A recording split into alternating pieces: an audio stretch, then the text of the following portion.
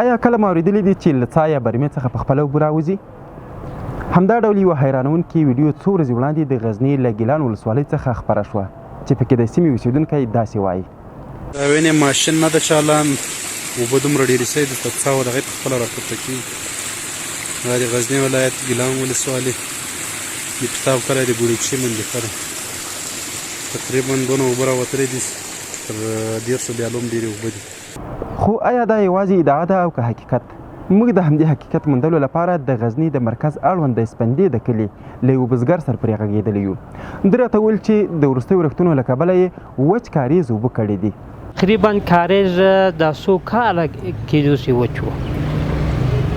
نو سږ کال اوس څو ورځې مخکې ما وکتل د اوبو یې کلي ته راووتل او خلک لګیا دي د کاریز له څنګه ډنډونه جوړ کړی اوبو د ذخیره ورته کوي. دا اوبو خلک اوس نه پرېږدي چې خوسې ولاړ شي. د دې سربیره د غزني د مرکز بله سیمه ښکته ورځو. دلته یو بزګر راته وویل چې نږدې و د تېرو وچکالیو له کبله خپله سیمه پرېږدي، خو دا چې په سیمه کې پرله پسې ورښتونه وشول بیرته یې ژوند ته هیلې پیدا شوې.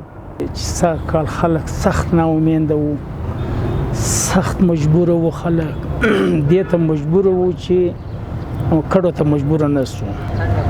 او اوس الحمدلله دا پرون چې ما پوښتنه وکړه، پرون چې ما خپل لیدلوری ولیدلی د موږ د اوبو دغه د شپېتو ګوله اوبو ګول 50 کیلومترو ته رارسېدلی.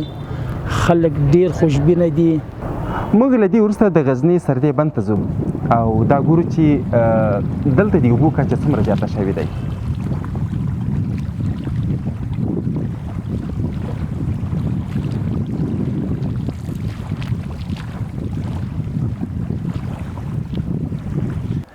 دا په غزني کې د سردې بند ده چې د وروستیو ورښتونو له کبله یې د ذخیروي کاسې ډېره برخه د پخوا په پرتله د پام وړ راډکه شوې ده. مسؤلین وایي له دې سربیره د سلطان بند او سنگ جویلمان بند د اوبو کاسې هم ډکې شوې چې د ځمکې لاندې اوبو زیرمو په پیاوړتیا او وچکالۍ په کمولو کې به ګټور تمام شي.